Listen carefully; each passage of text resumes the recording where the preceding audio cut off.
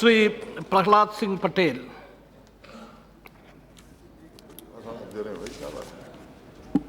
सभापति महोदय, मैं आपका धन्यवाद करता हूं।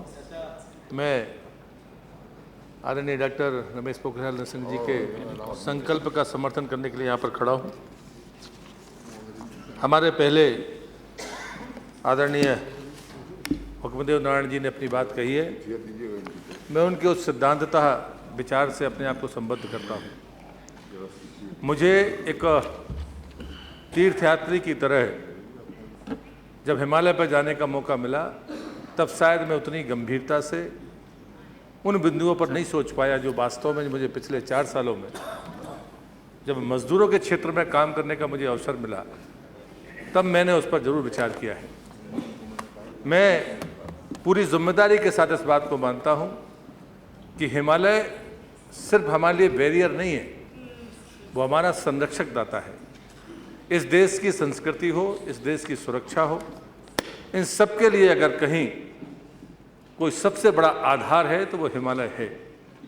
चाहे जल मिले, जंगल मिले, जैव विविधता मिले, जीव विविधता मिले, पौध भिन्नता मिले, हम न जाने कितनी बातें कह सकते हैं। लेकिन मुझे लगता है कि जो सबसे बड़ी समस्या जिस कारण से निशंक जी इस संकल्प को लेकर आए हैं, इतने सारे विभाग हैं जिनको एक स्थान पर इकट्ठा करना मुश्किल काम है।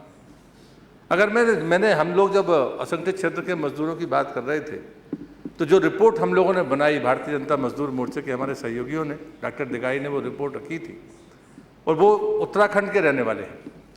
उन्हें जब एक आंकड़ा दिया कि पूरे पहाड़ से अगर जम्मू कश्मीर के भेड़ों को छोड़ दें तो जो दूध देने वाले प्रजाति के जो हमारे पशु हैं वो लगभग समाप्ति की तरफ हैं। ये इतना बड़ा असंतुलन है, और उसका पीछे जो कारण है वो कारण है कि वहाँ पर जो खेती की जोत है वो कम है, खेत छोटे हैं, खेती 4 महीने से ज़्यादा होती नहीं, 7.5 महीने उन पशुओं को चराने और रखने का कोई प्रबंध नहीं है। और उस कारण से जो असंतुलन पैदा हुआ है मनुष्य और पशुओं के बीच में, जो ऊर्जा का बेहद बड़ा असंतुलन है, उसने जंगलों को भी नुकसान किया है, उसने पहाड़ों को भी नुकसान किया है, उसने हमारे ग्लेशियर को भी नुकसान किया है। ये खेती से जुड़ा हुआ सवाल है। कृषि मंत्री कितना उस पर विचार कर पाएंगे मुझे नहीं पता। जहाँ तक सवाल मजदूरों का है, मजदूरों की उसकी वहाँ की समस्याएं अलग हैं। खेती हो सकती है, वो खेत का मजदूर हो सकता है, लेकिन वहाँ पर पिट्ठू रखने वाला, वहाँ पर खच्चर चलाने वाला, मैंने ये बात अभी परसों उठाई थी जम्मू कश्मीर की, कि जिनको कार्बन क्रेडिट मिलना चाहिए उन पर टैक्स लग रहा है। वो ईंधन नहीं लगाते, वो पेट्रोल डीजल खर्च नहीं करते, वो अपने परिश्रम से बिना प्रकृति को नुकसान पहुँचाए वो पहाड़ की बीच में अपने जीवन यापन को पूरा कर रहे हैं। उनको तो कार्बन क्रेडिट मिलनी चाहिए। तो कार्बन क्रेडिट तो छोड़ दीजिए, उनको उस बात की सजा मिल रही है। जो जंगल बचाने का काम कर रहा है, जो देश को बचाने का काम कर रहा है, उसको सजा दी जा रही है, उसको पारितोषिक नहीं मिल रहा। और इसलिए मुझे लगता है कि चाहे वो एग्रीकल्चर सेक्टर हो, चाहे वो श्रम मंत्रालय हो, और चाहे वो सुरक्षा के क्षेत्र हो। और तीसरी बड़ी ऐसी बात मैं आप सदन के भीतर करना चाह रहा हूँ, डॉक्टर जोशी एक समय यहाँ पर साइंस एंड टेक्नोलॉजी के मंत्री थे। मेरा प्रश्न था, मैंने पूछा कि हिमालय ग्लेशियर मूव कर रहा है, ये विज्ञान के जितने भी अनुसंधान करता है वो इस बात को मानते हैं कि हिमालय ग्लेशियर अपने स्थान को धीरे धीरे छोड़ रहा है। उसकी गति क्या है इस पर मतभेद हो सकता है। तो मैंने प्रश्न किया था इसी सदन के भीतर कि अगर हिमालय ग्लेशियर दक्षिण से उत्तर की तरफ जाए, या उत्तर से दक्षिण की तरफ जाए, या पूर्व से पश्चिम की तरफ जाए, या पश्चिम से पूर्व की तरफ जाए, क्या जलवायु के परिवर्तनों में उसकी हिस्सेदारी होगी? आदरणीय सभापति महोदय, आज तक जवाब नहीं है। हमें इस देश को बचाए रखना है तो हमें इन ग्लेशियर की गतिविधियों पर पूरी गंभीरता के साथ नजर रखनी पड़ेगी। ये बात मैं इसलिए कह रहा हूँ कि इसके लिए अलग मंत्रालय है। और अगर आपने, मैं जियोलॉजी का स्टूडेंट हूँ, और मैं मानता हूँ कि ग्लेशियर के मूवमेंट की दिशा अगर उत्तर से दक्षिण होगी तो उसके जलवायु के प्रभाव अलग होंगे।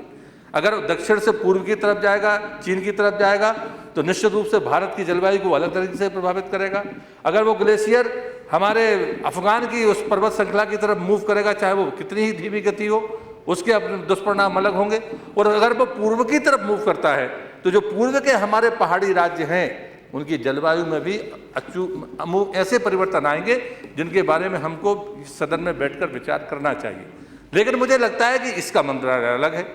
जब कभी हम वन और पर्यावरण की बात करेंगे और मैं उसमें भी खासकर जो बायोडाइवर्सिटी की बात करता हूँ, मैं नर्मदा के क्षेत्र से आता हूँ, वहाँ पर बायोडाइवर्सिटी अलग है। वहाँ पर ग्लेशियर से नर्मदा नहीं निकलती, नर्मदा एक सूखे पहाड़ों से निकलती है, जहाँ पर हम देश की सबसे ज़्यादा बायोडाइवर्सिटी रखते हैं। लेकिन जब हुकुमदेव नारायण जी यादव कह रहे थे, तो देखिए हमारी सांस्कृतिक विरासत कितनी धनी है, कितनी अपने आप में भरी पूरी है। मैं नर्मदा का परिक्रमावासी हूँ, मेरी परिक्रमा तब पूर्ण मानी जाएगी तब मैं नर्मदा की परिक्रमा पूरी कर लूँगा। ओमकारेश्वर में जो बीच में टापू में है शिवलिंग, उसमें जल चढ़ाऊंगा, उसके बाद मैं रामेश्वरम जाऊंगा और वहाँ से फिर जल लूँगा, और जब केदारनाथ में अपना जल चढ़ा दूंगा तब मेरी परिक्रमा पूरी होगी। मुझे लगता है कि इस एक रूपता के बारे में जब कोई हमें सांप्रदायिक कहता है तो उसे जवाब मिलना चाहिए कि हम हिमालय के प्रति हमारा सम्मान क्या है।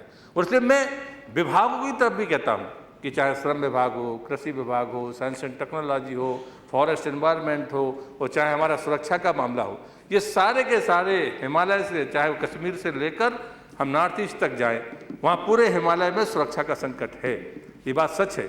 और इस वहाँ पर जो लोग रह रहे हैं वो हमारे देश को बचाने के लिए क्या कीमतें चुका रहे हैं, क्या उनको उस बात की सजा दी जा रही है या उस बात का उनको पारितोषिक दिया जा रहा है, इस बात की वेदना है। जब हम पहाड़ के बीच में जाते हैं तो इस बात का दर्द उभरता है। और जब अभी बीच में सैलाब आए, चाहे वो भूकंप के कारण आए हों, चाहे वो केदारनाथ की घाटी में धसक के कारण आए हों, मुझे लगता है कि उस दृष्टि से जो काम होना चाहिए वो काम वहाँ पर नहीं है। और जब सरकार ने कहा कि हम किसी मकान बनाने के लिए 90 और 10% रख देंगे पहाड़ी राज्यों में, मुझे लगता है, मैं बड़ी विनम्रता के साथ कहूँगा, ये सीमा राज्यों की भौगोलिक सीमा से हटकर वास्तव में हमें इस पूरे ग्लेशियर के आसपास के हिस्सों को, इस भूगोल को फिर से एक बार चिन्हित करना चाहिए कि उस पूरी जलवायु का, उस पूरे परिवर्तनों का किन किन लोगों पर असर पड़ रहा है, उनके बारे में विचार करना चाहिए। और मैं इसलिए इस अवसर पर इतना ही कहूँगा कि कम से कम इस प्रस्ताव को सरकार किस दृष्टि से लेगी, मैं सिर्फ मंत्रालय भर से मैं नहीं मानता कि मंत्रालय बनेगा या उन बातों को विचार करके कोई अलग से कोई व्यवस्था बनेगी, लेकिन समग्र रूप से सोचना, एक साथ उन सारी समस्याओं को एक जगह पर उसका समाधान खोजना, इस बात को मैं मानता हूं कि इसको जरूर करना चाहिए। अंत में मैं इतना ही कहूँगा कि हमारे पहाड़ी राज्यों में 90% महिलाएं खेतों में काम करती हैं, और मुझे लगता है कि चाहे वो चाय बागान हो, चाहे वो हिमाचल हो, चाहे उत्तराखंड हो, जहाँ पर इतनी बड़ी संख्या में मातृशक्ति काम करती हो और उसके बारे में अलग से कभी कोई ध्यान न जाए, मैं समझता हूँ कि ये भी कहीं ना कहीं सोचने का विषय है।